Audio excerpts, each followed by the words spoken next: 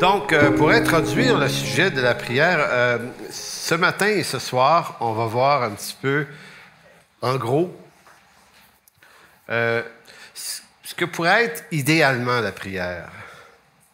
Et ce soir, on va voir, y a-t-il un problème actuellement dans nos vies, mais dans nos églises, dans nos milieux chrétiens, avec la prière? Donc, aujourd'hui, c'est comme...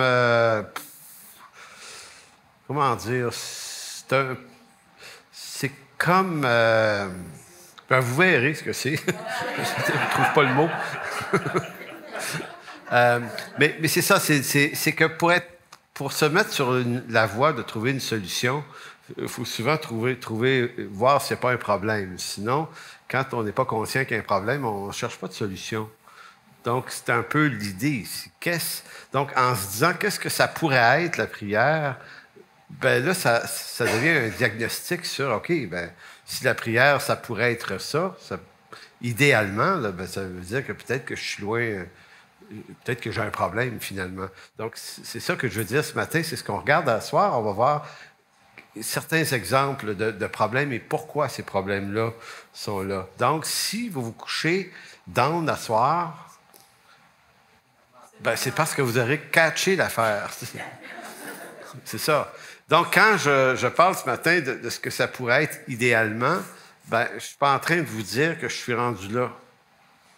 Vous comprenez? C'est un défi pour moi aussi. Donc, l'intérêt, c'est de tenter de comprendre ce que peut dire l'Écriture de la prière et de comprendre à partir de là qu'on dit, OK, il y a comme un manque. Et l'autre chose qu'on va faire cette semaine, donc demain c'est mardi, ouais, et les autres jours, on va examiner certains textes de l'Écriture, puis on va vérifier si notre conception de la prière, elle est bibliquement juste ou s'il y a de la tradition confessionnelle dans ça. J'entends par là que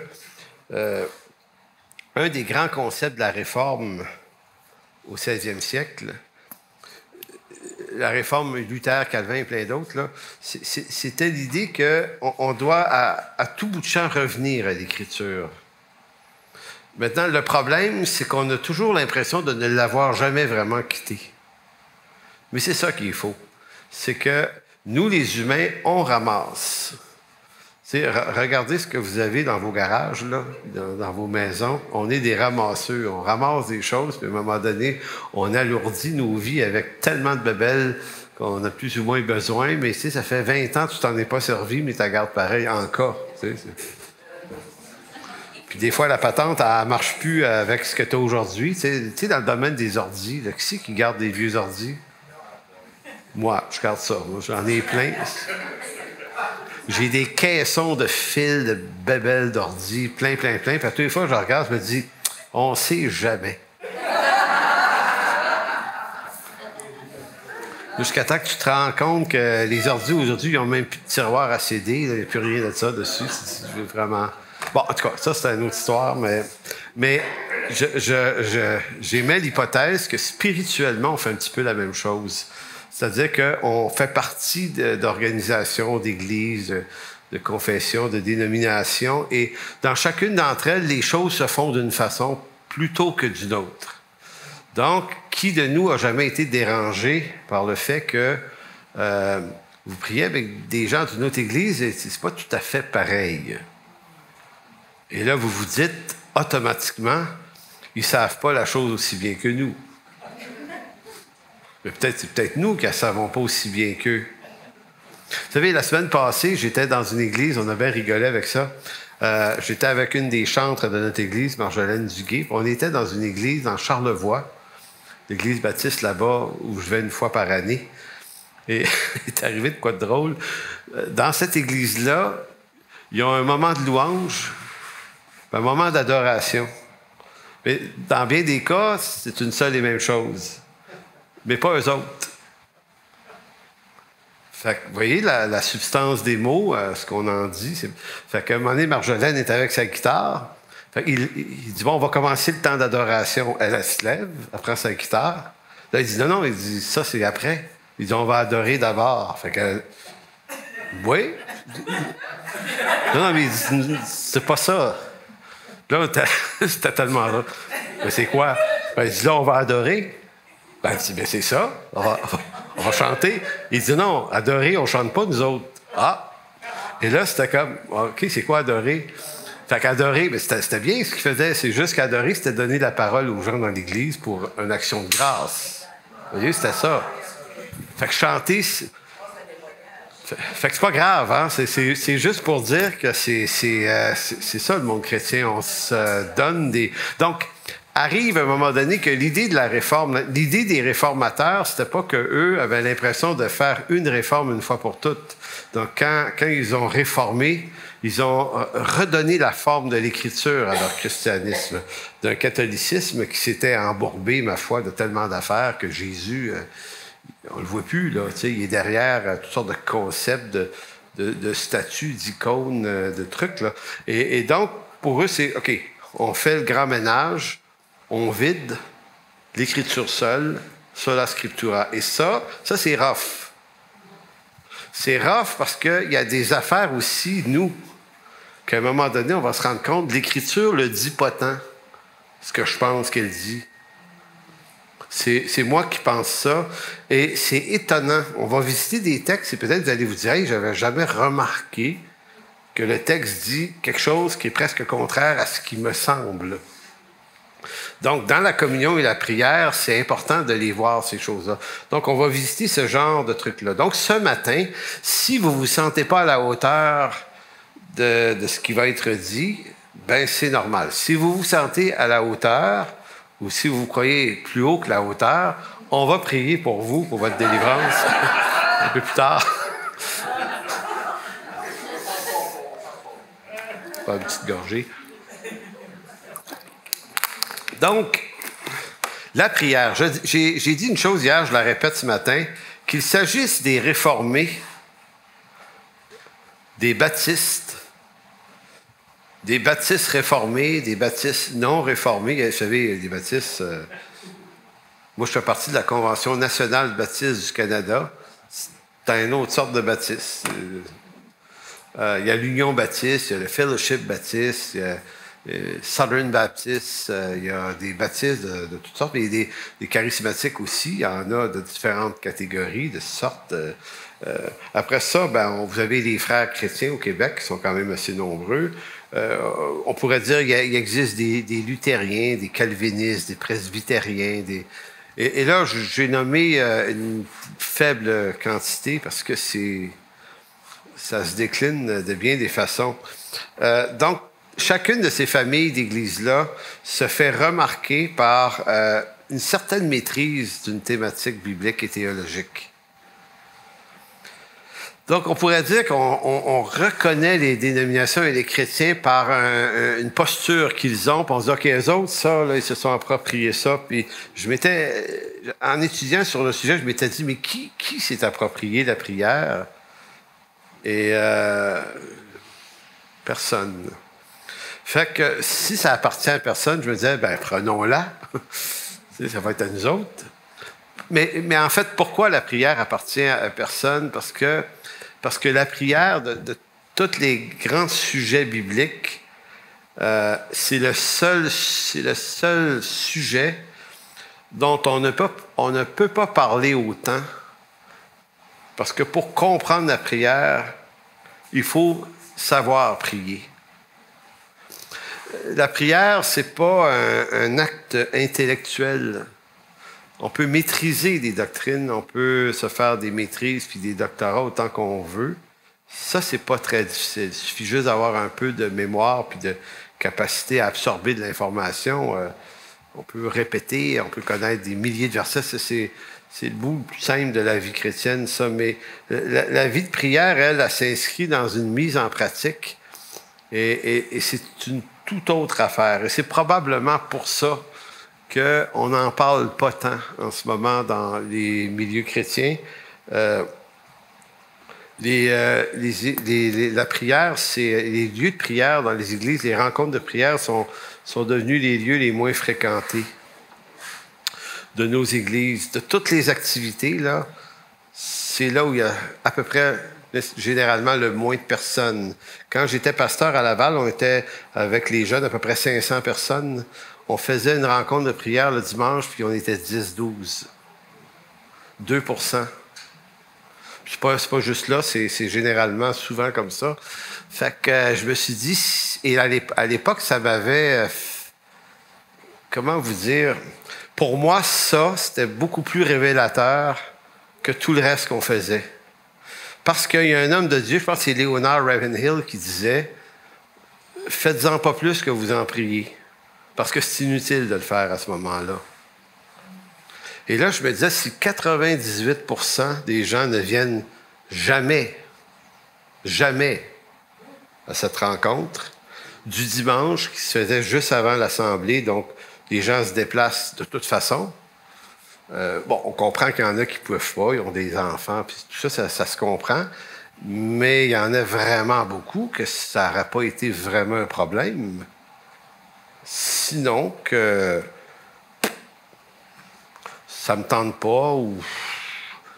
Donc, ce diagnostic-là, il est vraiment, vraiment important parce que ça montre l'état de l'Église actuellement. Donc, ce qui, moi, me donne un diagnostic de l'état de l'Église, c'est pas la quantité d'activités qu'on fait, c'est pas la force des décibels de nos systèmes de son le dimanche matin, ça, c'est facile de faire ça.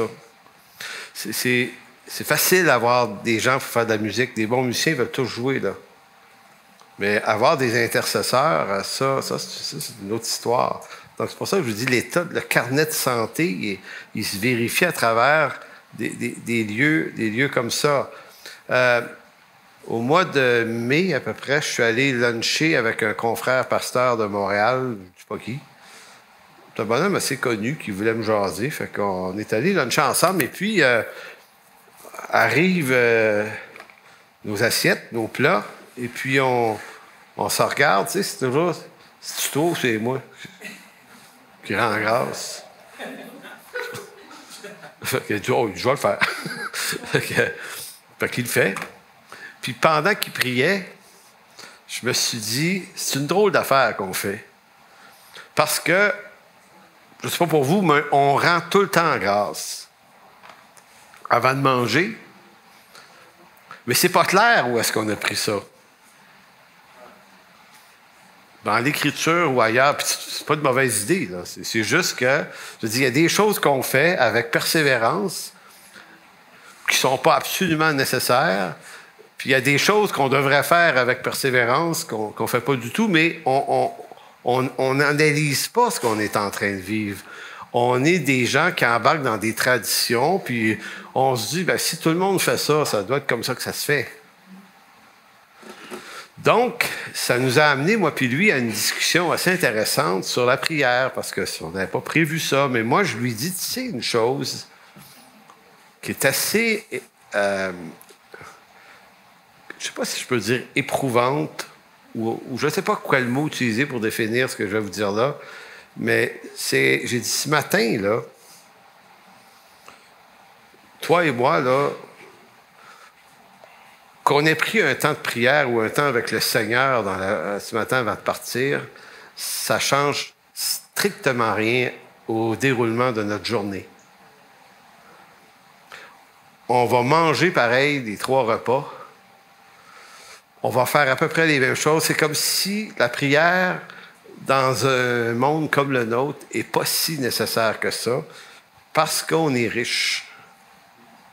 Et on n'a pas besoin de grand-chose. Si vous avez voyagé un peu, et moi je l'ai fait, mais je suis allé en Haïti, mais je suis allé surtout en Afrique, justement dans ton pays, Cédric, au Bénin, je suis allé souvent, et puis je voyais là à Cotonou des femmes qui marchaient des kilomètres et des kilomètres à pied, des fois pendant 1 heure ou 2 heures de marche pour venir à l'église. Et donc l'église, ça ne durait pas 1h15. Quand tu marches 2 heures pour être là, tu prends le temps d'être là. C'était complètement un autre mouvement, complètement un autre tempo. Il y avait des gens qui arrivaient très tôt pour prier dans cette église-là. Ils étaient nombreux. Ils étaient là depuis très tôt le matin. Puis, Ils prenaient le temps, puis je me disais, pourquoi ils le font, eux? Bien, parce que eux, ça change quelque chose dans leur journée. La dépendance de Dieu face à toutes sortes de besoins qui sont criants. Vous savez, il n'y a pas le 911 là-bas, je ne pas à ma connaissance. On visitait des villages, on rencontrait des personnes malades et puis des problèmes de santé qui ici se traitent facilement, là-bas on en meurt. Des problèmes infantiles notamment, ou quelquefois dans un village, on sortait l'argent de nos poches, on pouvait régler le problème pour 50 $ de médicaments. Mais ces 50 $ là, eux ne l'ont pas. Fait qu'on nous disait, bien, l'enfant, il va mourir dans une semaine. Donc, que fait la maman? Elle prie.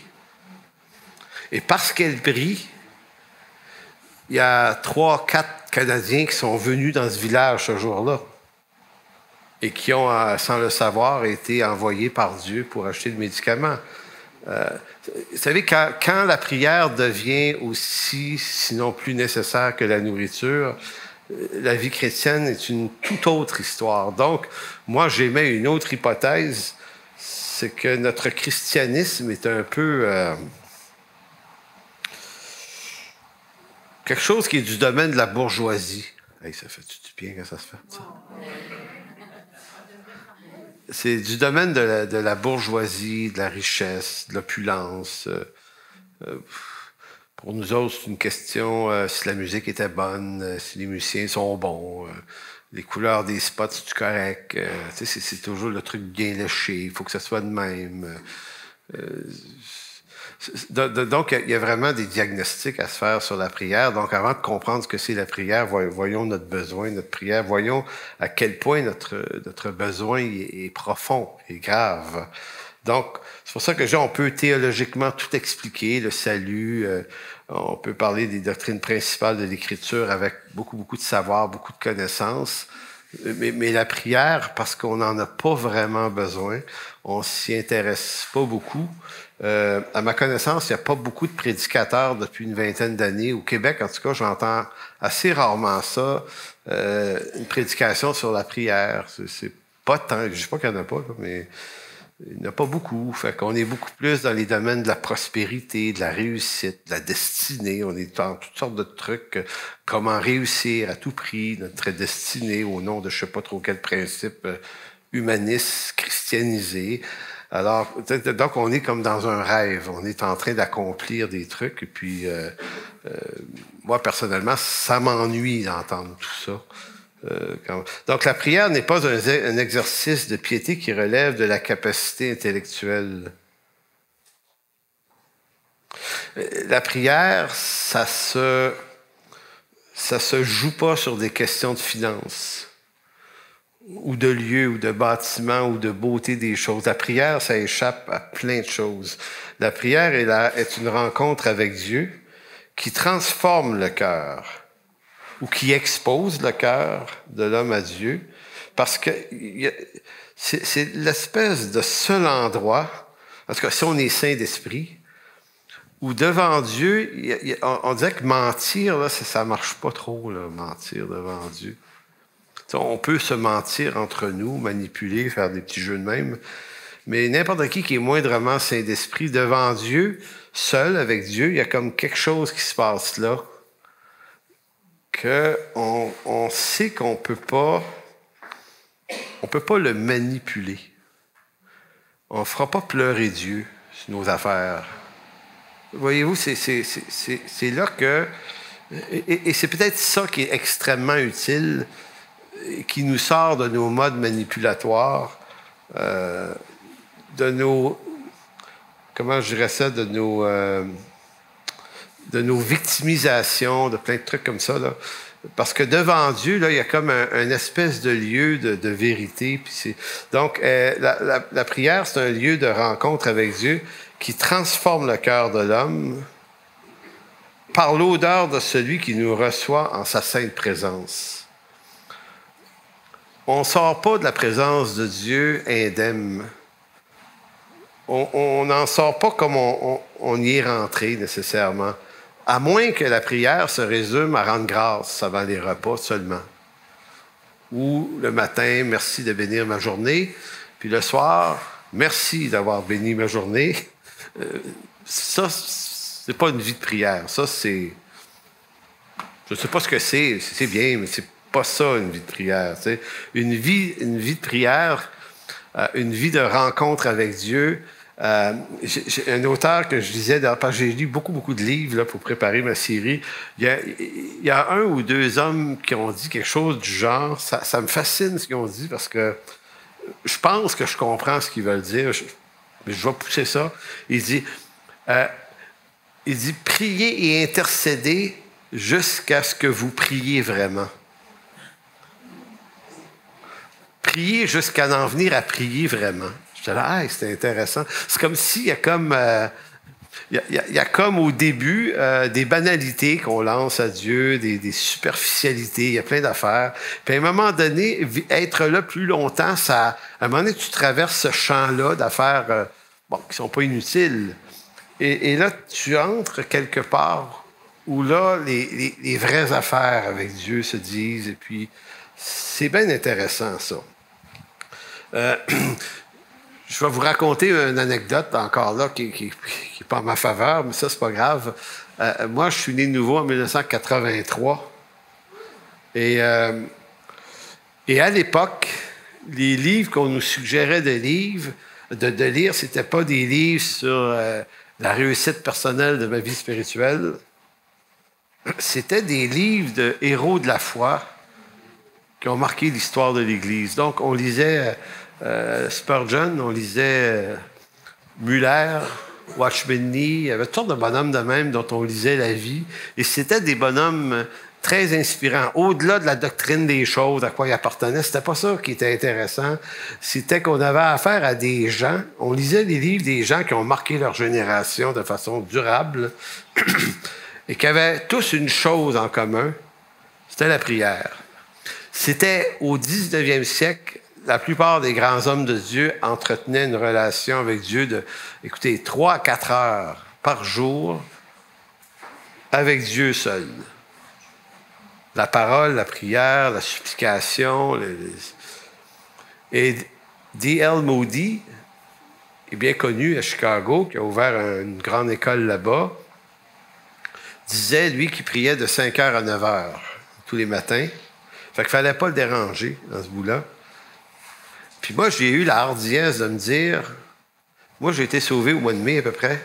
Fait qu'au mois de septembre, je me suis dit, OK, on commence ça. 5 heures demain matin, je me lève. C'est tough de se lever à 5 heures du matin. Quand tu es habitué de te lever à 7h30. Et puis, fait que je me suis levé. Puis, comment vous dire, le zèle que j'avais le soir avant, la hâte que j'avais de commencer ça, a disparu de la nuit. C'est comme si tu te lèves les yeux crottés, là, tout ça. Et là, je suis fatigué, puis là, je regardais mon divan, parce que je m'étais dit, je me mettrais à genoux, là, je regardais mon divan, ça... Ouf.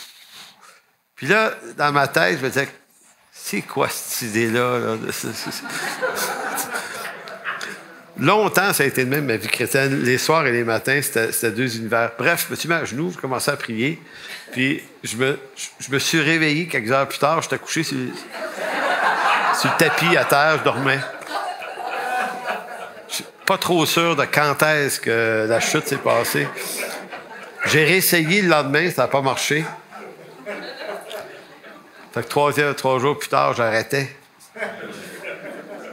Et en parlant à un frère de l'Église qui me dit, parce que je partageais mon échec, là, puis il y avait un vieux chrétien qui dit, c'est comme les culturistes, la prière. C'est un muscle, hein? C'est pas... tu peux pas lever 400 livres, là, tu sais. Comme ça, un matin, en disant, hey, j'ai vu ça à la TV, ils sont capables, je vais être capable, tu sais. Non, tu sais, c'est ça. Fait un athlète, il faut s'entraîner. Fait qu'il dit, commence donc par 15 minutes, puis il dit, tu sais, des petits poids, des petits 5 livres. Là. Commence avec ça, là. Parce que tu as fait longtemps avec des petits 5 livres, mettra 10 livres après, mais commence pas. Donc, vous voyez, c'est aussi ça, la prière. Donc, la prière, c'est ce qui transforme le cœur. On peut se donner toutes les apparences spirituelles de la maturité. Ça, c'est facile. Les apparences. On peut se donner pour être un adorateur parce que c'est visible. On peut le faire. Ça peut être vrai, mais on peut le jouer aussi. On peut connaître beaucoup l'Écriture. C'est pas nécessairement un fruit spirituel. Connaître, c'est avoir un intellect capable d'absorber de l'information. Donc, on peut se donner l'apparence de la maturité spirituelle, mais on ne peut pas porter les fruits de la prière si on ne prie pas. La transformation que la prière amène dans nos vies, ça ne se acte pas, cette affaire-là. Et si tu l'actes, ça se dit ça? Si tu l'actes, ça paraît. Ça paraît. C'est juste que c'est ça. On peut chanter 1000 cantiques, on peut adopter la conduite classique du bon chrétien, on peut apprendre 1000 versets bibliques par cœur, on peut maîtriser des concepts théologiques, on peut savoir même comment bien prier en public, mais si la prière intime ne fait pas partie de notre vie chrétienne, on ne pourra jamais imiter ou reproduire l'odeur de la communion avec Dieu, car cette odeur est unique et impossible à reproduire artificiellement devant les hommes. Impossible. Parce que le fruit de la prière, c'est un fruit qui est davantage orienté vers l'humilité.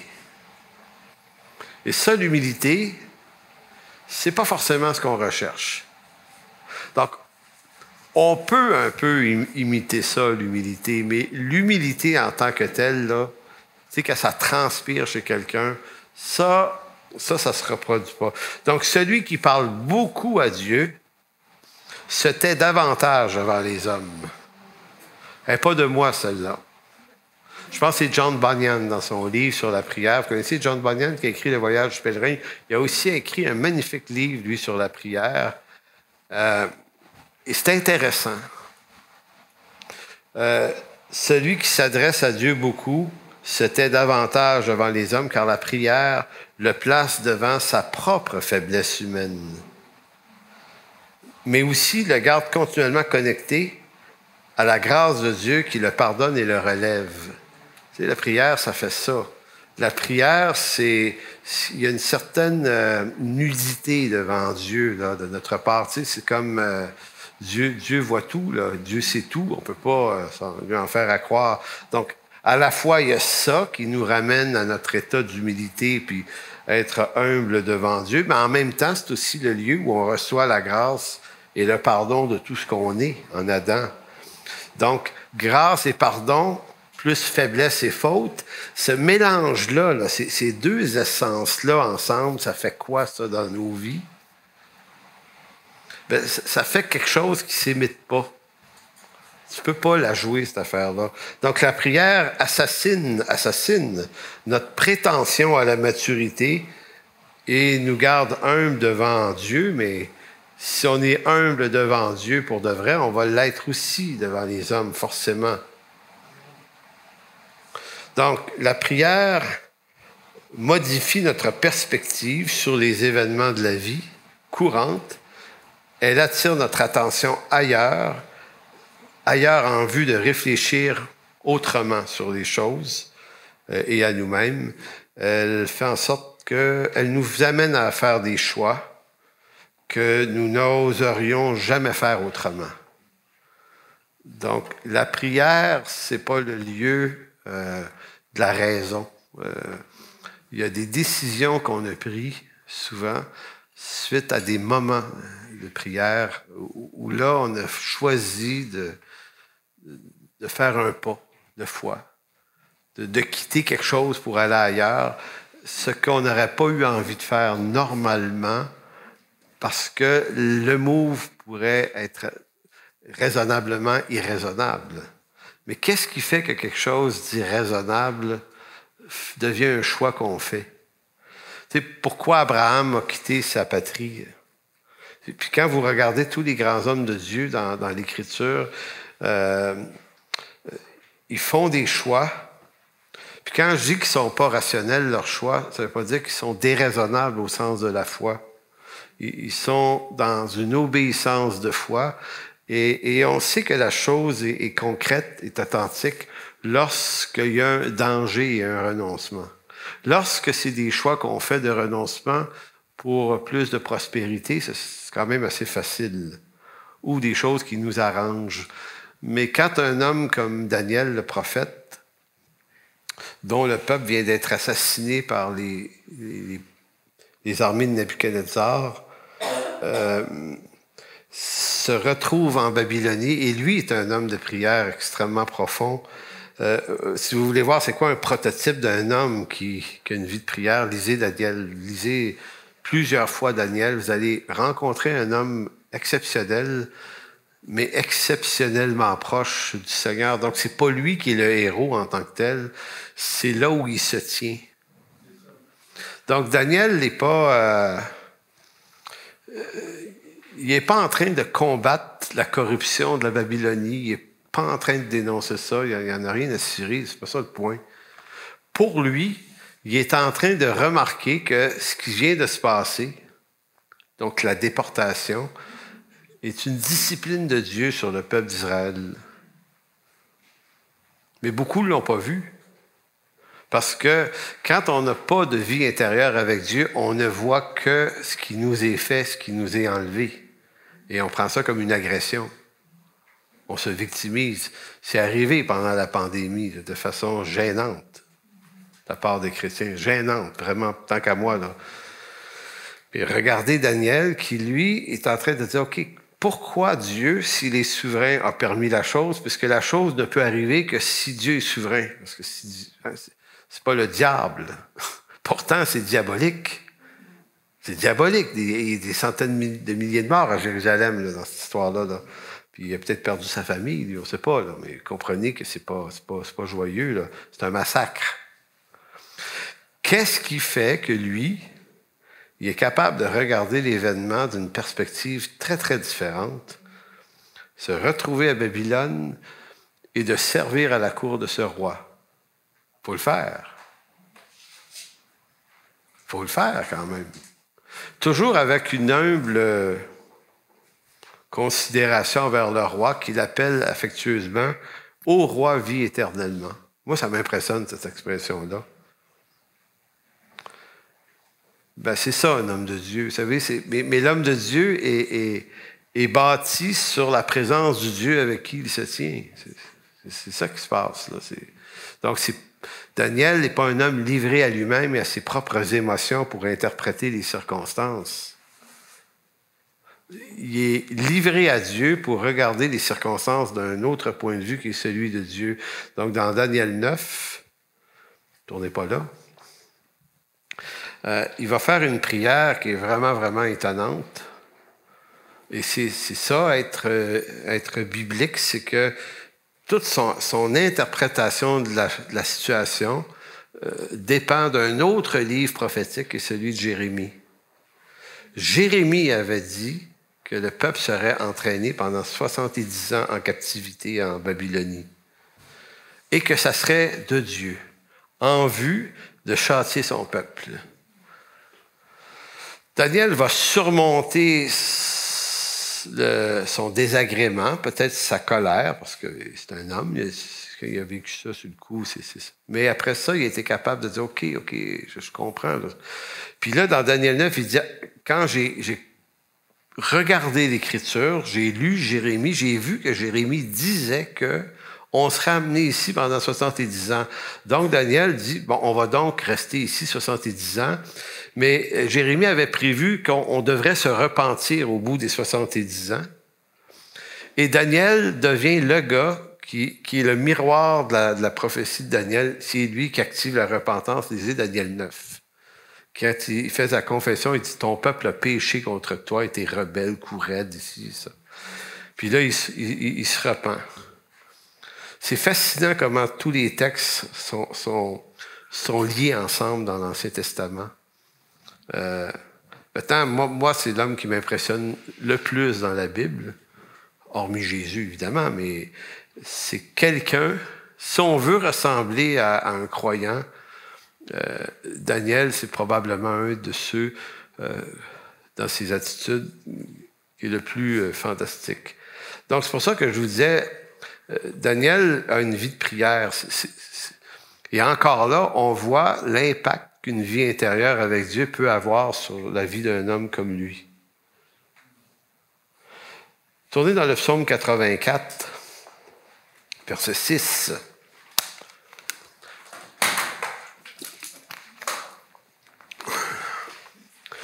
Juste à lire le texte du psaume 84, moi, c'est un de mes psaumes favoris.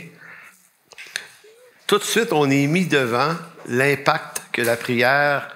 Mais quand je dis la prière, là, je ne sais pas si le mot prière est le seul mot, c'est peut-être pas complet, c'est vivre les choses avec Dieu.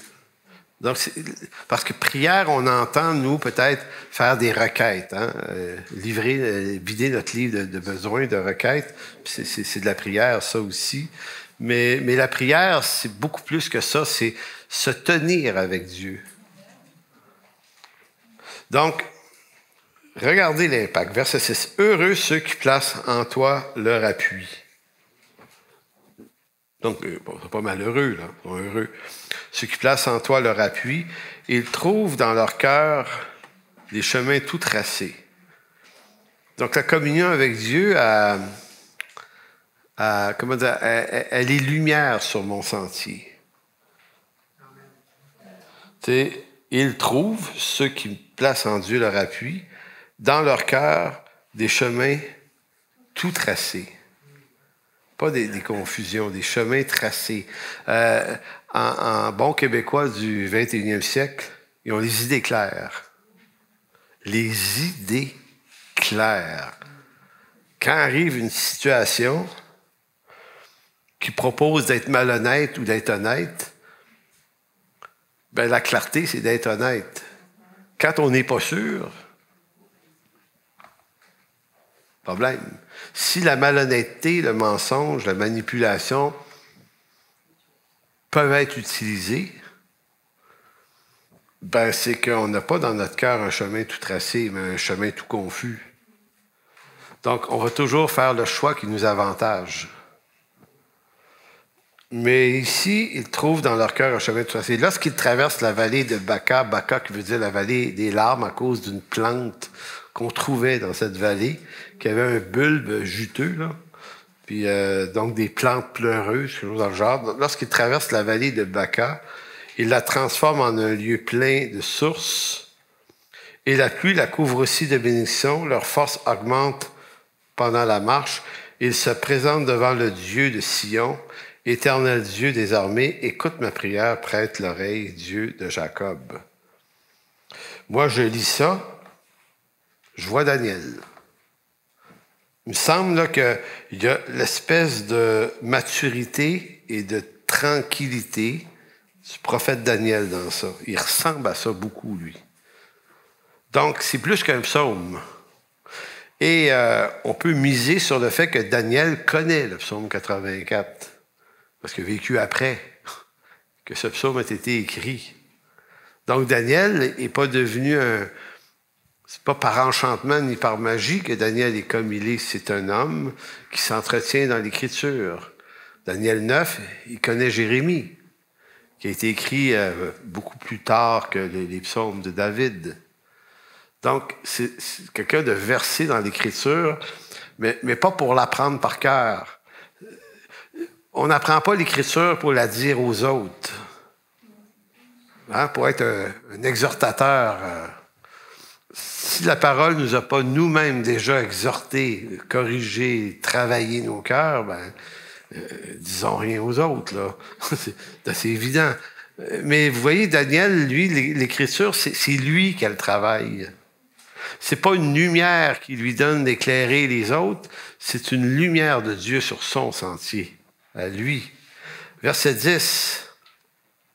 Toi qui es notre bouclier, vois, ô Dieu, et regarde la face de ton oint. Mieux vaut un jour dans tes parvis que 1000 ailleurs. Bon. Ça sonne bien, hein? Ça sonne bien, mais est-ce qu'on comprend ce que ça veut vraiment dire, tu sais? On comprend les mots. On comprend les mots. C'est facile à comprendre les mots. Mais est-ce qu'on échangerait une journée dans la présence de Dieu contre 3 ans perdus? Hein? Je vous disais, là, OK, tu vas veiller de 3 ans en une journée. Honnêtement, là, tu sais, c'est pas... Donc, mieux vaut un jour dans tes parvis que 1000 ailleurs. Je préfère me tenir sur le seuil de la maison de mon Dieu plutôt que d'habiter sous les tentes de la méchanceté, car Dieu est un soleil et un bouclier. L'Éternel donne la grâce et la gloire. Il ne refuse aucun bien à ceux qui marchent dans l'intégrité. Et l'intégrité, c'est se dire la vérité à soi-même face à ce que Dieu dit. C'est pas notre intégrité face aux autres, c'est la parole qui me parle, qui m'éclaire, et je laisse cette action-là produire une lumière sur moi qui va faire peur. Verset 13, l'Éternel des armées, heureux l'homme qui se confie en toi.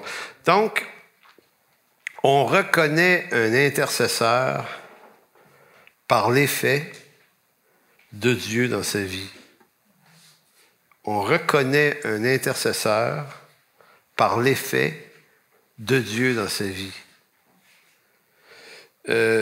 Si Christ vit en moi, tu sais, comme Paul va dire, Christ vit en moi, c'est l'apôtre Paul, alors j'aurai le cœur, le fruit et l'empreinte de sa présence. Parce que si je dis Christ vit en moi, tu sais, c'est plus moi qui vis, c'est Christ qui vit en moi. Comment vous dire? Est-ce que vous comprenez ce que Paul est en train de dire? C'est que les gens qui ont connu Paul avant ne reconnaissent plus Paul maintenant. Ils reconnaissent Christ dans sa vie. C'est pour ça que Paul dit, c'est plus moi qui vis. Donc, quand vous me regardez, vous ne voyez plus le Paul que vous aviez connu.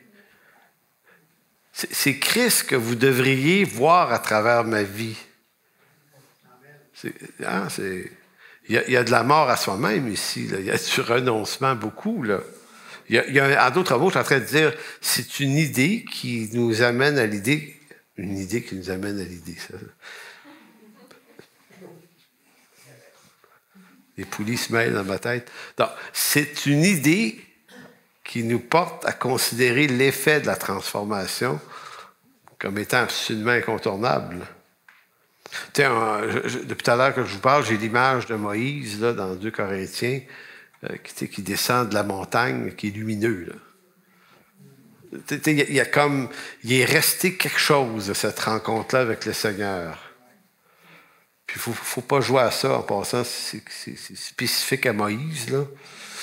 Mais quand même, l'image de ce Moïse, là, c'est pas lui qui a produit cette lumière-là, c'est pas lui qui essaye d'être lumineux, c'est que il a juste passé du temps dans cette lumière. Puis le Seigneur fait en sorte que les enfants d'Israël le voient. Donc, si Christ vit en moi et que je me dis que c'est plus moi qui vis, mais lui, donc, il va falloir qu'il y ait dans ma vie la manifestation de son caractère, son fruit, Galates 5, 22. Le fruit de l'esprit, c'est pas quelque chose qu'on essaie de faire, de produire, puisqu'il est le fruit de l'esprit. Donc, il est le produit de la vie de l'esprit en nous. Donc, si on essaie de produire le fruit de l'esprit, on est à côté de la plaque. Donc, on ne produit pas le fruit de l'esprit. L'esprit produit son fruit en nous. Et ce fruit, c'est le caractère de Jésus-Christ. Donc, sa compassion pour les gens autour de lui. Donc, c'est ça. Juste à quart, j'arrête, moi? Oui. Dans 2 minutes, 3 minutes. Donc, c'est ça. Donc, quand on parle de prière, on ne parle pas de juste rendre grâce avant les repas. C'est une bonne idée de le faire. Ou de se coucher ou de se lever. C'est comment on active ça dans nos vies, ce muscle, pour réapprendre à habiter ce lieu qui est difficile à habiter, qui est pas facile, qui demande du renoncement, qui demande de mettre de... Je dis des fois, il faut perdre du temps. Puis il y a des gens qui vont dire, mais c'est pas une perte de temps, c'est passer du temps avec Dieu. Puis là, je dis, non, tu comprends pas ce que je veux dire. Je suis pas en train de dire qu'on perd notre temps à prier. Je suis en train de dire qu'on perd notre temps à nous lorsqu'on va prier. Voyez-vous, il y a comme nous qui en... Donc, c'est l'idée. Donc, ce soir, on va s'intéresser au texte de 1 Corinthiens 5,16 qui dit « Soyez toujours joyeux, priez sans cesse, rendez grâce en toutes choses. » On peut faire des cantiques avec ça.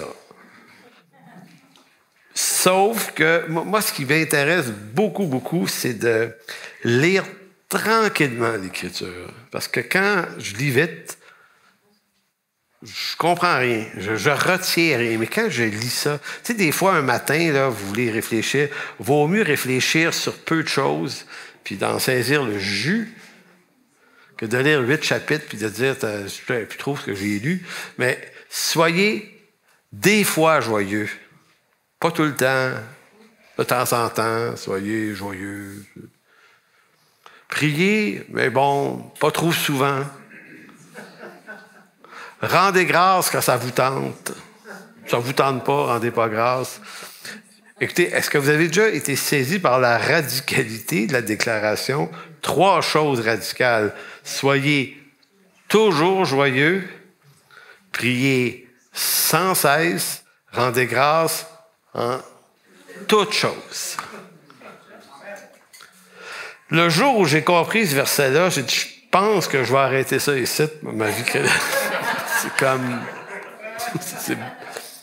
Donc, comment on peut comprendre ces textes-là? Parce qu'évidemment, il faut être dans la tête de Paul, dans sa théologie à lui, pour comprendre qu'il n'est pas en train de dire qu'on ne peut pas se pleurer avec ceux qui pleurent. Parce que vous allez pleurer avec ceux qui pleurent. Oui, mais Paul t'a dit aux Romains de pleurer avec ceux qui pleurent. Fait que quand on pleure, on n'est pas toujours joyeux. Tu sais, puis si je veux manger et dormir, je ne peux pas prier. Là, puis la même chose, il y a des affaires pour lesquelles on ne rendra pas grâce.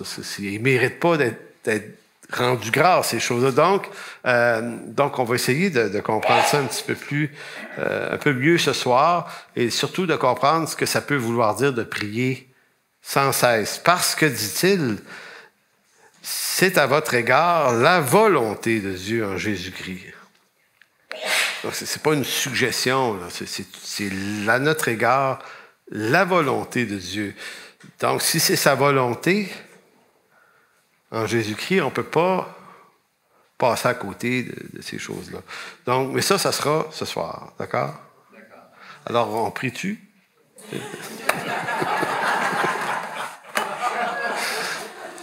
C'est presque gênant de prier. Je vais juste prier 1 minute, tu sais, encore va dire, hey, la grande. Donc, non, on va rendre grâce pour ce moment. Seigneur, merci pour ce moment qu'on passe ensemble à se parler de la prière cette semaine. Seigneur, on s'avance devant toi avec nos fragilités, nos inconforts, nos incapacités aussi. Seigneur, chacun d'entre nous, on sait à quel point c'est pas si simple. On sait à quel point c'est pas aussi parfait qu'on le voudrait bien. Tout ça, on le sait déjà, Seigneur. Et toi, tu le sais mieux que nous. Alors, Seigneur, un peu comme on va voir demain, dans le texte de Luc 11, où un apôtre est un jour allé te voir pour te dire, Seigneur, montre-nous à prier. Montre-nous à prier. Et à cette question, tu as répondu, voici comment vous devez prier. Alors, Seigneur, tu as une instruction là-dessus et c'est pourquoi on se réunit cette semaine en ce lieu pour peut-être pas tout comprendre, peut-être pas tout capter, mais capter un bout de la chose. Alors, merci, mon Dieu. Amen.